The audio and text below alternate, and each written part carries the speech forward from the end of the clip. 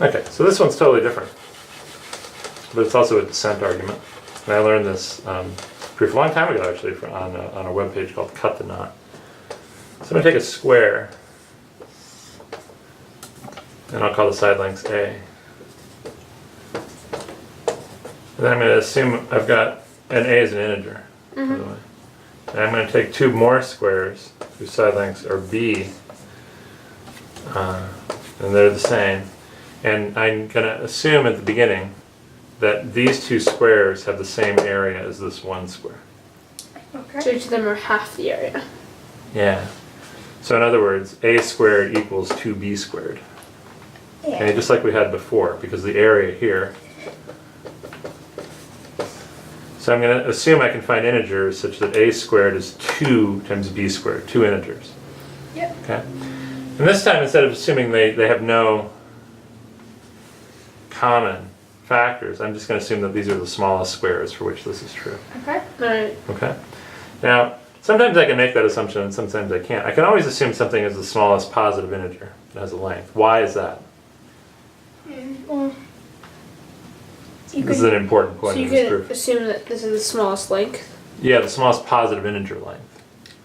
So why do you think I can assume, make an assumption about something, if I have a set of integers, that there's a smallest one? Well, because the set is not infinite. Okay, it's not infinite. But even an infinite set of integers would have a, positive integers would have a smallest one. There's no negative in it. Yeah, there's no negative one. So it's a little, it's important, it's a little subtle, but it's important. Whereas I can't assume that I have, if I have a set of positive numbers, that I have a small, that the set has the smallest one. yeah. So that's a little trickier. But anyway, so I'm going to have the smallest squares here. And then I'm going to take my B's and I'm just going to put them in like this.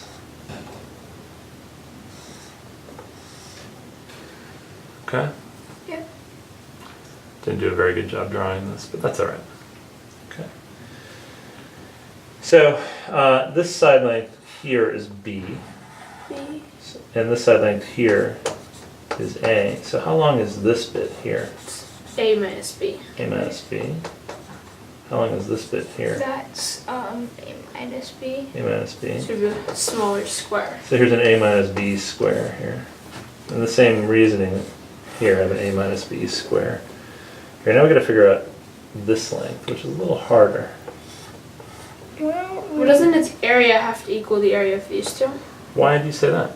Because to make the full square, you already have this section Uh-huh. and this section. Yeah. So you have these two sections empty, and you have this overlap. Uh-huh. So the overlap has to equal those two sections. Ah, very good. Do you see that? Yeah. I assume that the B squares, the two squares of B's added up to the whole area here. Yeah. Now I'm missing this part and I'm missing this part. But those two have to equal this.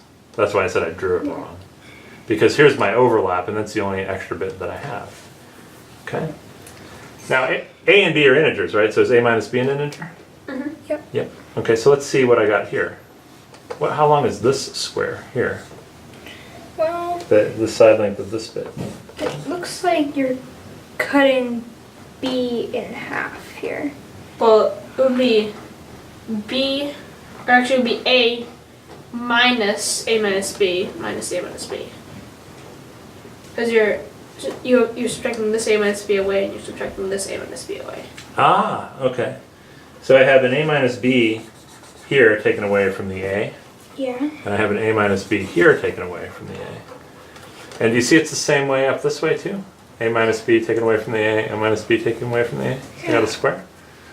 So I got A minus B minus A minus B. So So let's just do this part first. A minus B. Yeah, so what is this? So it would be 2A minus B. Well, let's be careful. It's A minus, the whole quantity, A minus B. Oh, so we have to do the parentheses first. Yeah. We don't really know what A minus B is. No, we don't. But we know what minus A minus B is. Yeah. What is it? Would be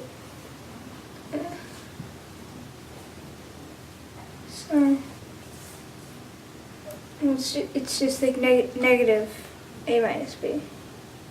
It's the negative of the whole thing of a minus Yeah. b. Yeah. So can you tell me what that is specifically? What's minus a and then minus b? That's a. It's minus a plus b. Yeah. So what is a minus the whole quantity a minus b?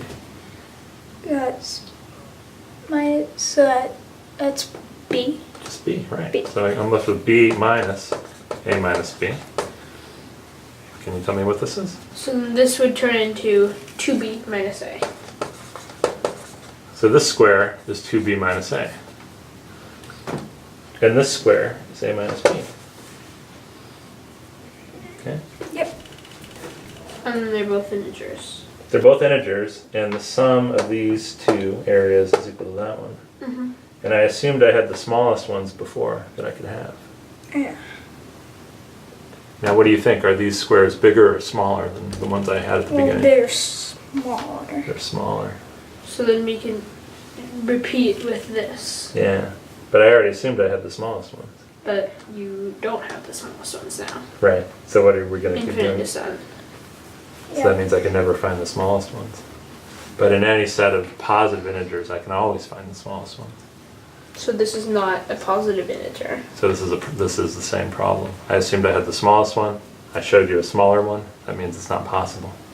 Yep. So there are no integer squares that have the property that I said in the beginning. So that includes the square root of 2. Yeah, so that this equation doesn't have any solutions in integers. Yeah. Do you see why that means the square root of 2 can't be a over b? That's maybe I need to explain that. If a squared is 2b squared, now I can just take the square root of both sides. Yep. A is the square root of 2 times b, so the square root of 2 would be a over b. Cool, huh? Yep. All right. No, it doesn't work. So that's an infinite descent argument, but in geometrically. And I think this proof, if I remember right, John Conway had something to do with this proof. Maybe he just made it popular. Cool. All right. High five. Now for one last one.